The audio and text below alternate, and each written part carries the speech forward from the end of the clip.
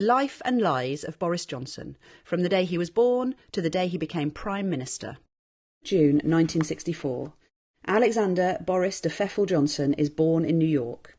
His earliest recorded ambition is to become World King. 1982. In a letter to Johnson's father, an Eton schoolteacher writes of the 17-year-old Boris Johnson, "He sometimes seems affronted when criticised for what amounts to a gross failure of responsibility, and surprised at the same time that he was not appointed captain of the school for the next half. I think he honestly believes that it is churlish of us not to regard him as an exception, one who should be free of the network of obligation that binds everyone else." 1983. Johnson becomes a leading member of Oxford University's male-only Bullingon Club. During his tenure, the club's members indulge in sexist taunting, vandalism, restaurant trashing, bullying and ritual humiliation of the poor. One recruiter for the club will later describe it during Johnson's time, saying Bullingon members found it amusing if people were intimidated or frightened by their behaviour. I remember them walking down a street in Oxford in their tails, chanting "Buller, Buller," and smashing bottles along the way just to cow people. Boris was one of the big beasts of the club. He was up for anything. They treated certain types of people with absolute disdain and referred to them as plebs. 1984. Sixth former Damien Furness visits Johnson's Oxford College for his entrance interview. Many years later he will relate what happened. "I was staying the night and had an evening to kill in the college bar. Johnson was propping it up with his coterie of acolytes, whose only apparent role in life was to laugh at his jokes. In the course of my pint, I felt obliged to finish, he mocked my speech impediment, my accent, my school, my dress sense, my haircut, my background, my father's work as a farm worker and garage proprietor, and my prospects in the scholarship interview I was there for. His only motivation was to amuse his posh boy mates." 1987. At the age of 23, Johnson marries the daughter of a millionaire art historian. Fresh out of university and aided by family connections, he lands a traineeship at the Times newspaper. 1988. Johnson is sacked as a trainee at the Times for making up a quote on his first front-page story. 1990. Johnson conspires with his Bullingon Club friend Darius Guppy to have a fellow journalist assaulted. The two discuss in detail how badly assaulted the man will be, including cracked ribs and black eyes, before Johnson agrees to supply the journalist's address for the attack to be carried out. "Boris, have you got this number? How badly are you going to hurt this guy?" "Okay, let me explain this. You will not be put into intensive care or anything like that." "Okay, Derry, I thought I'll do it. Don't worry." The conspiracy goes nowhere, and no attack happens. 1991. According to a friend of Johnson's wife, an incident occurs in which Johnson displays his frightening temper, after which his wife turns up at the friend's flat in Brussels looking shocked, scared and on the brink of tears. The marriage soon deteriorates as Johnson begins an affair with a barrister. 1993. Johnson gets his barrister girlfriend pregnant and is soon divorced for the first time. 1994. He is now a columnist for The Telegraph and The Spectator magazine.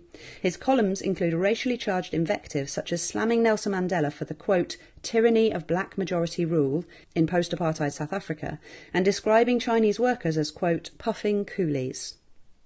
1995. He describes the children of single mothers as, quote, ill-raised, ignorant, aggressive and illegitimate, saying it is, quote, outrageous that married couples should pay for the single mother's desire to procreate independently of men. In the same piece, he dismisses working-class men as, quote, likely to be drunk, criminal, aimless, feckless and hopeless. 1998. Delighting in the resignation of gay Cabinet Minister Peter Mandelson for accepting an undisclosed loan from a friend, Johnson describes the gay community as, quote, tank-topped bumboys. 1999. Johnson is made editor of The Spectator magazine, promising owner Conrad Black he will not stand to be an MP. 2000. Johnson begins a relationship with one of his employees. He promises her that he will leave his wife to marry her. He does not leave his wife. 2001. Breaking his promise to the owner of The Spectator, Johnson stands to be an MP.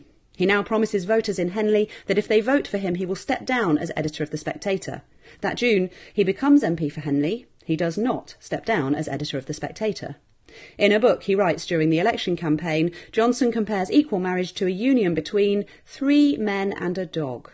2002. Writing in The Spectator, Johnson defends British colonialism in Africa, saying, the problem is not that we were once in charge, but that we are not in charge anymore.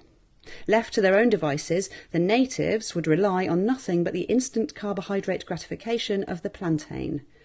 Meanwhile, in The Telegraph, he describes black Africans as, quote, flag-waving pickaninnies with watermelon smiles. 2003. Johnson is made Vice Chair of the Conservative Party and Shadow Arts Minister. 2004, rumours circulate that Johnson has got one of his employees pregnant, resulting in her having an abortion. Johnson slams the suggestion as, quote, complete balderdash and an inverted pyramid of piffle, and assures Conservative Party leader Michael Howard that the claim is untrue. In reality, the rumours are entirely true. Johnson is sacked from his position as Tory Vice Chair and Shadow Minister for lying to the party leader. 2005, Johnson steps down as editor of The Spectator.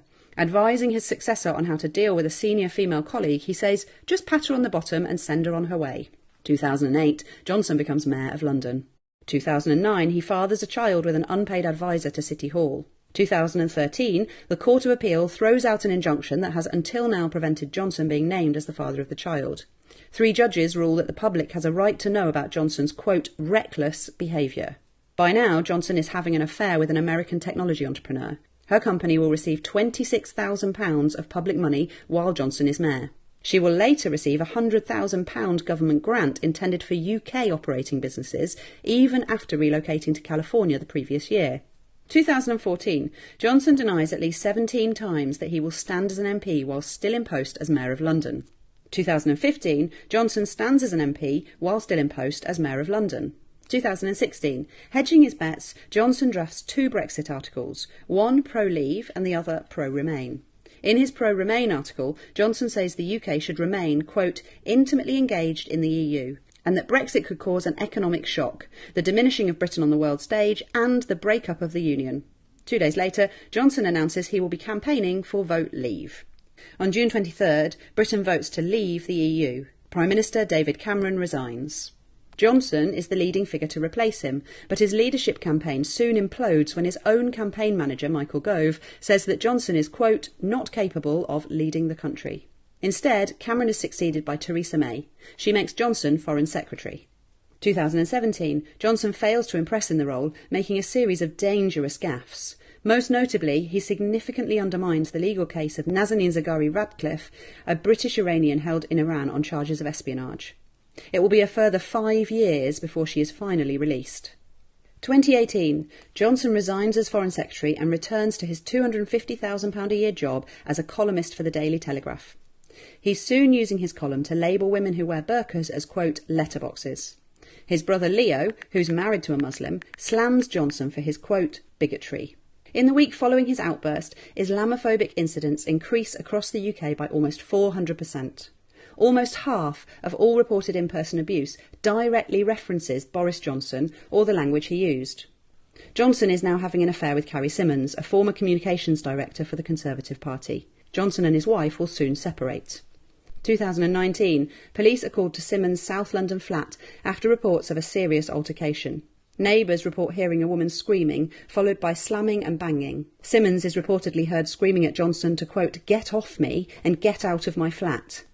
Symonds will soon be expecting a baby. It is the 5th time as a married man that Johnson has made another woman, who isn't his wife, pregnant. On the 19th of July, following an internal Conservative Party coup against Theresa May, Johnson fulfills his lifetime ambition and becomes Prime Minister of the United Kingdom. Everything in this film was known before the Tory Party made him Prime Minister. His tenure has been an administrative and a moral failure. The question now is, what will Conservative MPs do about it?